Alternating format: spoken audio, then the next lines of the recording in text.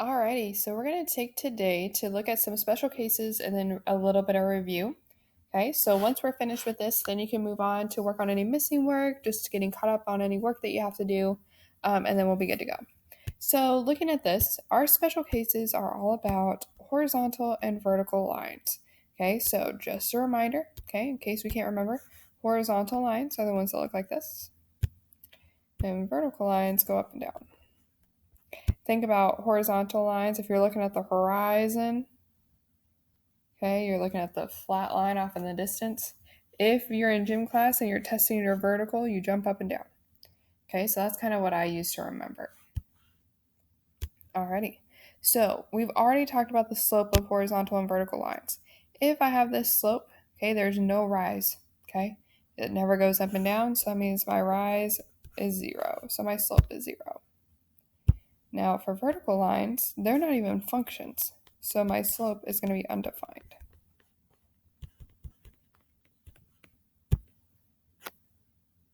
Now, if we have an equation for a horizontal line, it's always going to be y is equal to a number, okay?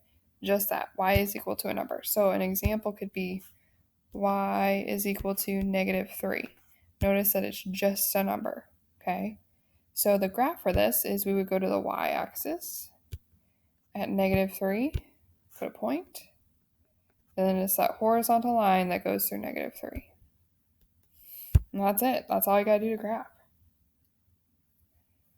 So then it's pretty much the opposite for vertical lines. Okay, vertical lines, it's always going to be x is equal to a number. Okay, so an example of this could be x is equal to 2. So then we're going to go to the x-axis, to the 2, put a point. It's going to be the vertical line that goes through 2. Oops, I totally missed the 2. Okay, and that's all you got to do. Okay, they're pretty straightforward. So we have an acronym to help us remember. Okay, so for horizontal lines, our acronym is going to be HOI. So it's going to be horizontal lines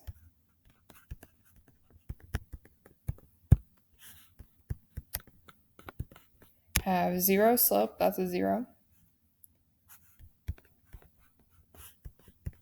Put 0 in parentheses so you guys don't think I'm trying to write an O. Okay, so 0 slope because their slope is 0. And it's always going to be y is equal to a number for the equation. Okay, we have the same type of deal for vertical. Okay, so it's going to be vex. So it's going to be vertical line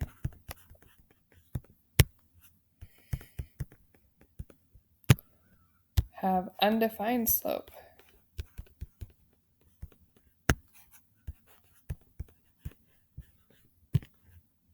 And it's always going to be x is equal to a number. Okay, so anytime we are talking about horizontal lines, we're going to write down HOI. So you have these reminders, okay? Same is true for vertical lines. So look at number 1. It says write the equations of the following lines. If I look at this first one, this is a horizontal line, so I'm going to write HOI. So this means horizontal lines have 0 slope, and it's always going to be y is equal to a number. So we know we need the equation part because it says for the equation. So we go to the y-axis. It hits the y-axis at 3. So my equation is y is equal to 3.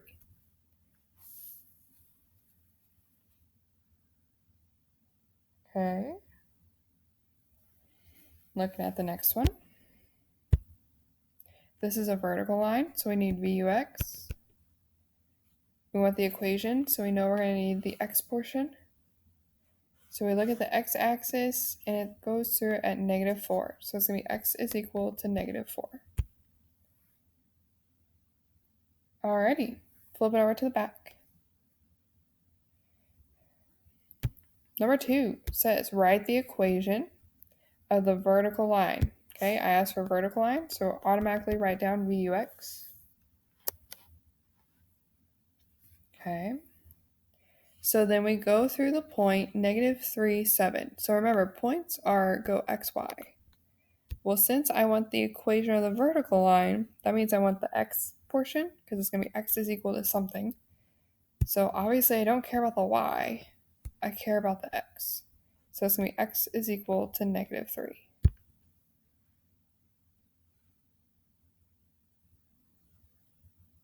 Okay.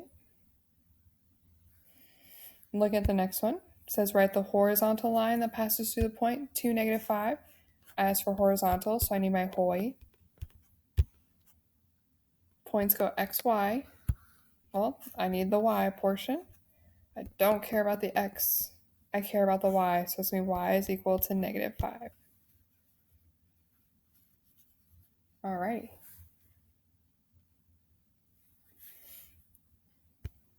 Looking at the next one. Number 4, it says state whether the line is vertical or horizontal and the slope of the line, and then we're going to graph it. So this is y is equal to a negative 3. Since we're given the y, we don't need the vux because that's vux. We need the hoi because that goes v or hoi. Since it is y is equal to a number, that means it's horizontal. And that means our slope is 0. So if we're going to graph this, we're going to go to the y-axis. We're going to put a point at negative 3. And it's a horizontal line that goes through negative 3.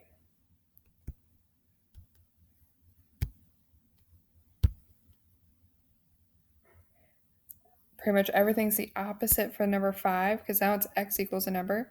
So that's going to be vux. Remember, if I'm going a little fast, you can hit pause, rewind, do whatever you need to do. So it's going to be a vertical line.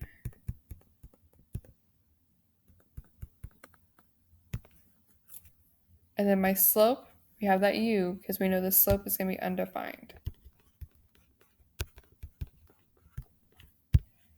So we're going to go to the x-axis, put a point on the 6. That's going to be the vertical line going through 6. Alrighty. If you have any questions about those, please make sure you're asking and getting help. Okay. So now we can look at number 6. This is a little bit of review, okay, before we move on. So number 6 says use the graph below to answer the following questions. Okay, letter A says the graph shows a relationship between the gallons of gas and miles driven. Find the slope. So the slope is always a rise over run. So I'm going to have 2 points.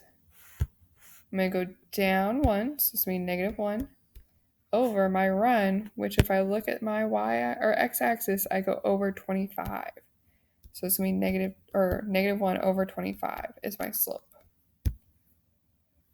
So part B says describe the rate of change in this situation.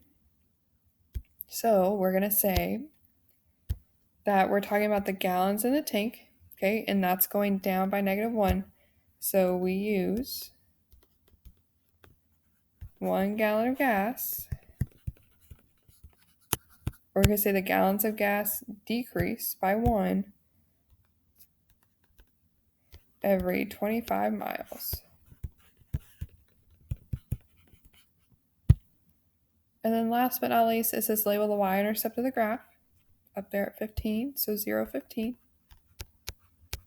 And it says, what does it represent in this scenario? We started with 15 gallons of gas.